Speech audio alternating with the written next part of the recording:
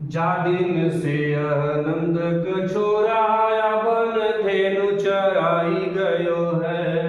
मोहनीता नहीं गोधन गावत बेनु बजाई रिजाई गयो है।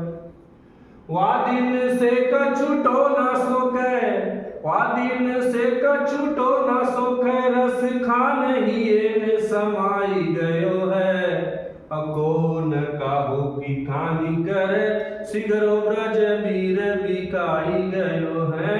कौन काहू की कहानी करे, सिगरो ब्रज वीर बिकाई गयो है। नमस्कार मित्रों, ये जो सवैया है ये यूपी बोर्ड कक्षा 10 रसखान की जो रचना है इसकी चौथी सवैया है। इसमें गोपियां कह रही हैं कि जा दिन से आनंद का छोरा, छोरा माने होता है बच्चा, लड़का। जा दिन माने जिस दिन से, ते माने से, वह नंद का छोरा मतलब नंद का बच्चा कृष्ण या वन धेनु चराई गयो है। या वन यानी इस वृंदावन में धेनु को, गायों को चराई करके गया है। यानी जिस दिन से नंद का बालक श्री कृष्ण इस वृंदावन में गायों को चरा करके गया है। और मोहनी तान, और मोहनी तान माने होता है स्वर में, गोधन नामक गीत गावत, जैसे तमाम कीर्तन होता है, भजन होता है, सोहर होता है, लचारी होता है, उसी प्रकार से ब्रज में एक गीत होता है गोधन। ठीक है, तो कहते हैं मोहनी तान, सती कह रही है कि मोहनी तान माने स्वर में गोधन नामक गीत गा करके बेन बजाई, बेन माने होता है बांसुरी, बजा करके रिझाई गयो है। यानी हम सबको रिझा करके चला गया है।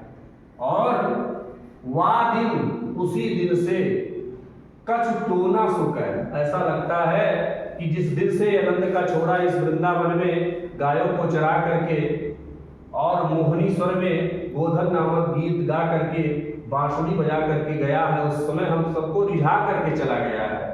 और वा दिन से कछ टोना सुकर, उसी दिन से जैसे लगता है कि उसने कछ टोना सुकर, हम लोगों के ऊपर को टोना सा कर दिया है, मतलब जादू सा कर दिया है। ऐसा लगता है कि वह दिन से, उसी दिन से वह हम लोगों के ऊपर कुछ जादू कर दिया है। और रसखान, और वह रसों का खान श्री कृष्ण हिय में, हिय मतलब हृदय में समाई गयो है। ऐसा लगता है कि रसों का खान भगवान श्री कृष्ण जो है वो हमारे हृदय में समा गए। और कौन काहू की कान, कान माने होता है लज्जा। और इस समय को मतलब कोई भी, काहू मतलब किसी की, कान माने लज्जा नहीं कर रहा। देखिए यहाँ क कई बार आया है, इसलिए यहाँ पे अनुप्रास अलंकार होगा।